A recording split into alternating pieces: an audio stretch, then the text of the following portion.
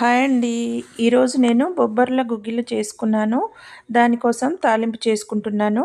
తాలింపు కోసం స్టవ్ వెలిగించి మూకుడు పెట్టుకొని ఆయిల్ వేసుకొని పోపు దినుసులు వేసుకుంటున్నాను. మా సైడ్ వీటిని గుగ్గిళ్ళు అంటారు. ఇంకా కొన్ని సైడ్లు అయితే గుడాలు అని కూడా అంటారు. ఇవి చాలా టేస్టీగా ఉంటాయి.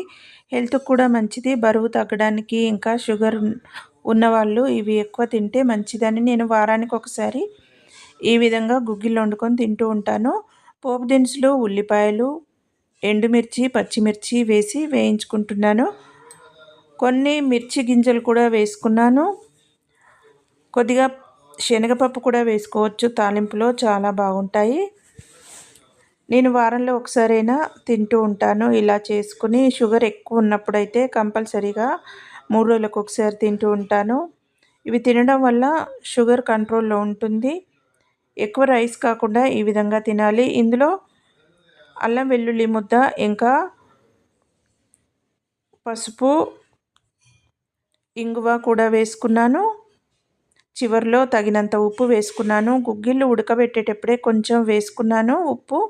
ఇంకా ఇప్పుడు తాలింపులో కూడా పచ్చిమిర్చి వాటికి కూడా కావాలి కదా, అందుకోసమని మరికొంత ఉప్పు వేసుకొని బాగా వేయించుకున్న తర్వాత ఈ విధంగా వండుకున్నటువంటి ఈ ఈ బొబ్బర్లను కూడా ఇందులో వేసేసుకున్నాను. వేసుకున్న వీటిని ఒక 2 నిమిషాల వరకు ఈ విధంగా బాగా కలుపుకోవాలి. కలుపుకోవడం వల్ల కారము, ఇంకా ఉప్పు, మనం వేసుకున్నటువంటి పచ్చిమిర్చి ఫ్లేవరు అన్నీ ఈ గింజలకు పడుతుంది. ఈ గింజలకు అవి అన్నీ పట్టి టేస్టీగా అవుతాయి. చక్కగా తినొచ్చు. పెద్దవాళ్ళే కాదు, చిన్నపిల్లలు కూడా తింటారు ఇష్టంగా. నేనైతే మా పిల్లలకు ప్రతి సండే చేసేదాన్ని. వాళ్ళ చిన్నప్పుడు అన్ని రకాల గింజలు కలిపి డబ్బాలో పెట్టుకొని కందులు, ఇంకా శనగలు, బీన్స్ అన్నీ కలిపి ఒక దాంట్లో పెట్టుకొని చేసి పెట్టేదాన్ని అప్పుడు. ఇప్పుడైతే షుగర్ ప్రాబ్లం ఉంది కాబట్టి నేను వారానికి ఒకసారైనా ఈ విధంగా రాత్రిపూట తింటూ ఉంటాను. ఇవి పొద్దుగాల కూడా తినొచ్చు టిఫిన్కు బదులుగా. వీటిని అప్పుడప్పుడు పొద్దుగాల కూడా తింటాను. షుగర్ ఎక్కువగా ఉన్నప్పుడైతే 2-3 సార్లు కూడా ఇవే తింటాను. మధ్యాహ్నం రైస్ కొంచెం తిని.